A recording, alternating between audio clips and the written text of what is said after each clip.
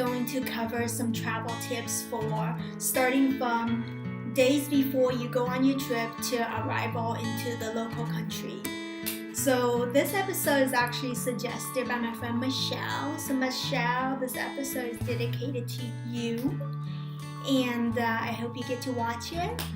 So we're going to cover some tips on what to do 24 to 48 hours before departure, what to do right before leaving your house, what to do when you're checking in, when you're boarding, during the flight, what kind of services are offered to you upon landing, and then at the very end, I'm going to share some helpful links that I think would be beneficial to you during your travels. So let's get started. I'm actually going to start by giving you some general tips that I think will be really helpful. The first one is make sure that you book a place that is close to the city center, because the chances of it being wheelchair accessible and easy to get to are a lot higher. The second thing is to find out where the bike shops are in case you get a flat tire.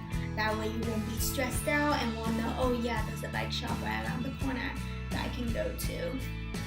And then the third thing is remember that accessibility means different things in other countries.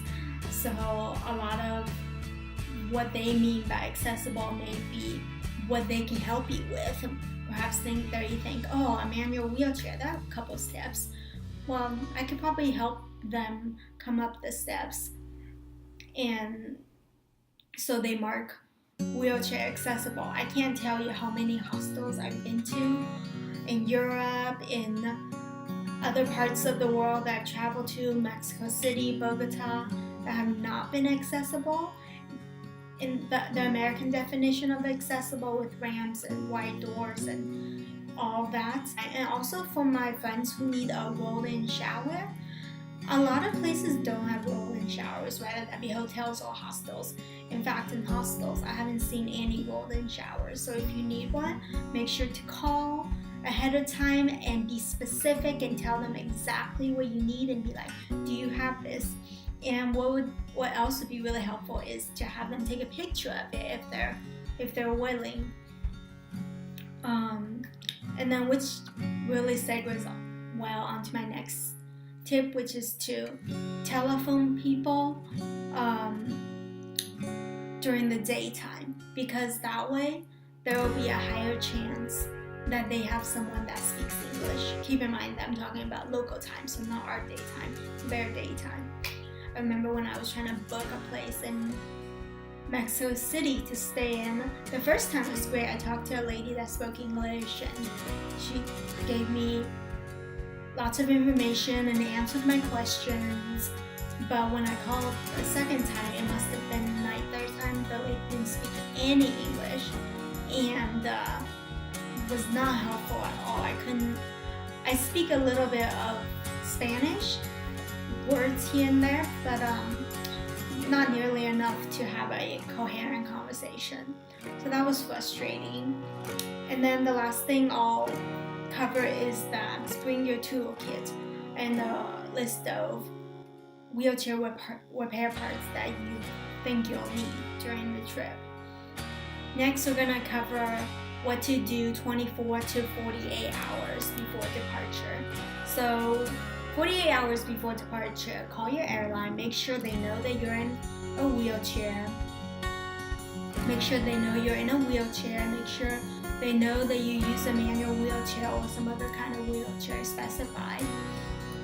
Make sure they know what services you need. So when you get to the airport, there are services that can help you all the way from when you get dropped off at the airport to when your plane departs. So you gotta specify at which point do you need help. So for me, I don't really need help until I get to the plane, get to my gate, and in order for me to get to my seat, so I require an aisle chair. So somebody will keep me functioning the aisle chair because they don't have push rims, and I don't know why. It's the 21st century. They really should have push rims on the aisle chairs, but anyways. So I require that. And then when I obviously land, I'll need the aisle chair again to get off the plane. So for you, it may be different. So maybe you'll need somebody to help you go through security and carry your bags. And so just know that those services are out there if you need it, and that you know how to ask for it.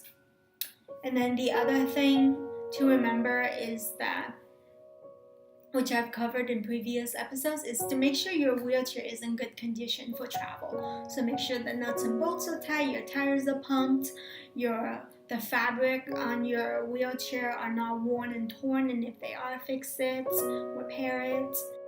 Also, I want to remind you the power of social media.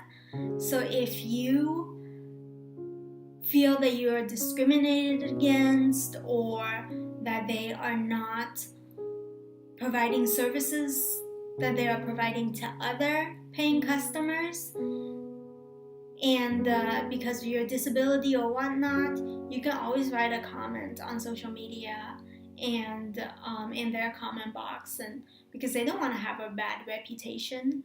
So realize the power of that and make your voices heard.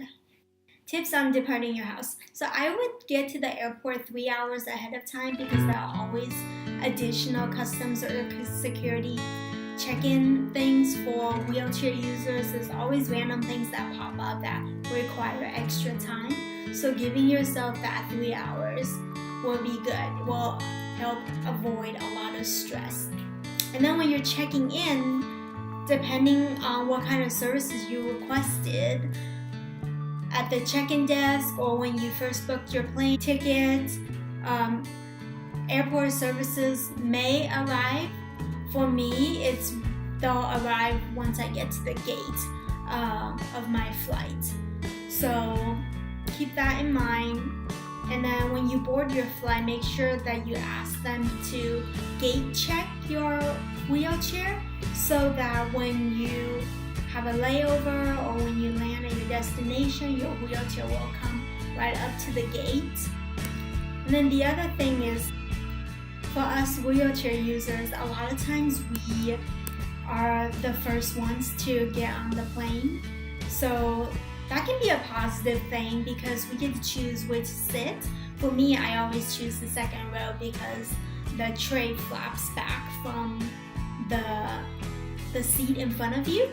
But if you sit in front, then it flaps back from the side of you, from your chair. And I don't like that, because that tray then is too close to me. So yeah, wherever you're comfortable with, you could choose that seat. And then during the flight, if it's a long flight and you need to use the bathroom, or you need to stretch and, just get some air elsewhere on the plane, they do have an aisle chair on the plane. It is lighter, it is slower sometimes, but it's there if you need to use it. On long flights, when it's more than 5 hours, I often have to use the bathroom, and I'm very grateful to have the aisle chair there. So upon landing, obviously have faith in yourself. There will always be things that won't go according to plan, and that's okay. That's part of travel. But I remember when I was in Bogota, I was trying to buy a SIM card, but the guy in front of me didn't speak any English, and I was struggling to communicate with him. And then lo and behold comes this guy that was on the same flight as me, who's fluent in Spanish and English, because he works here in the US, and helped me get a SIM card. And I was just like, where did you appear from? And so that was really nice. So once you get to the location, as I just alluded to, buy a phone plan. A lot of places will have phone booths at the airport where you can just purchase a plan, plop your SIM card in your phone, and you can start texting or calling whoever you need to get to your place. So a lot of airports do have Uber or taxi or some sort of, or buses, So I actually would recommend that you do a little research ahead of time and see what services they have at the airport, whether that be buses or trams or metro stations or Uber, local taxis. So do your research on that, and that will also relieve your stress as you land at the local destination. So next we come to the last part of our segment. I'm going to share with you some helpful links. So the first link is MyUSA, Mobility International USA, which some of you may have heard of. I actually interned there because I did my undergrad at the University of Oregon, and Susie Siegel is amazing, and her organization is amazing. Her staff is great. So they have a lot of helpful information on that website with travel tips and just loads of information that I recommend you going on there and reading about. And if there's a specific country you're interested in, type it in on that website. They'll have lots of information. And then the other website I recommend is Wheelchair Travel.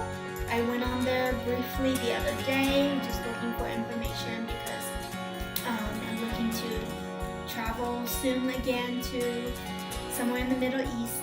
And I saw that they had a lot of great information on visas, to what to avoid, to what attractions are available, just loads of good information over there.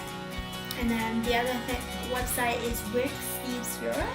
It has an article that I was reading that was fascinating, written in partnership with the CEO of Mobility International USA, Susie Siegel. And so I suggest that you check it out.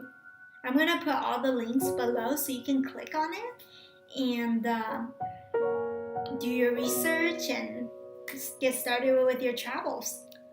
The other link I'm going to provide you below is the Air Carrier Access Act, just knowing what your rights are as a traveler and understanding what to do, what to ask for, and it's a very informative website that I suggest that you take a look at. So I hope that was really helpful. That is the end of our segment for today. And I've had so much fun sharing with you. Thank you so much for giving me your time and your attention. So I look forward to our next episode. Comment below if you have specific topics you want me to cover. And I'll see you then. Bye-bye.